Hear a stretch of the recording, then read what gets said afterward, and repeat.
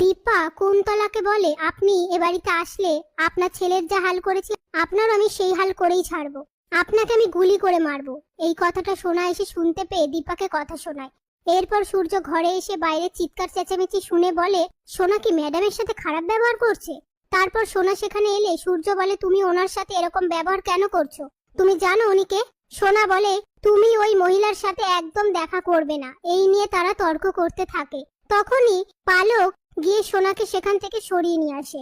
এরপর উর্মি সূর্যকে ওষুধ দিলে সূর্য ওষুধটা খেয়ে নেয়। ওদিকে অবিনাশ হসপিটালে ভর্তি থাকলে দীপা আর রূপা অবিনাশকে দেখতে এসে তার সাথে কথা বলতে থাকে। এদিকে কুন্তলা সোনাকে বলে, তোমার বাবা আর মাকে কিন্তু কাছে আসতে দেয়া যাবে না, ওদেরকে দূরে দূরে রাখতে হবে। সোনা বলে, কেন? কাছে আসলেই বা কি আর না আসলেই বা কি, আমার কোনো যায় আসে না। আর আপনারা সবাই আমাকে ঠকিয়েছেন, আপনি চলে যান এখান থেকে। কুন্তলা বলে, আমার ছেলের অতৃপ্ত আত্মা শান্তি পাচ্ছে না। সোনা বলে, তাতে আমার কি, রুডি মরে গেছে, ও আমায় ছেড়ে চলে গেছে।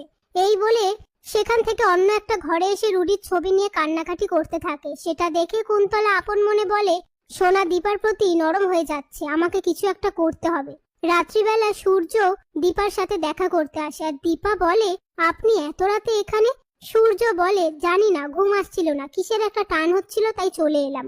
এই বলে হাঁচি দিলে দীপা বলে, আপনার তো ঠান্ডা লেগে গেছে, গরম কিছু খেতে হবে। এই বলে চায়ের দোকানে এসে তারা দুজনে চা খায়। তারপর সূর্য বলে, আমার না খুব খিদে পেয়েছে। তখন দোকানদার বলে, আমার কাছে শুধু নুডলস পাওয়া যাবে। সূর্য বলে, তাতেই চলবে। এদিকে সোনা ঘুমিয়ে থাকলে রুডির আত্মা এসে সোনাকে ভয় দেখায়।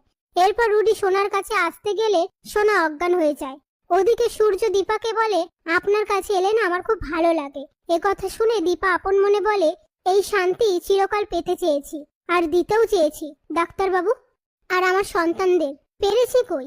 জীবন কি মায়া, যেমন একটু পরে দিন আসবে আবার বারবার আলো ছুটে আসবে।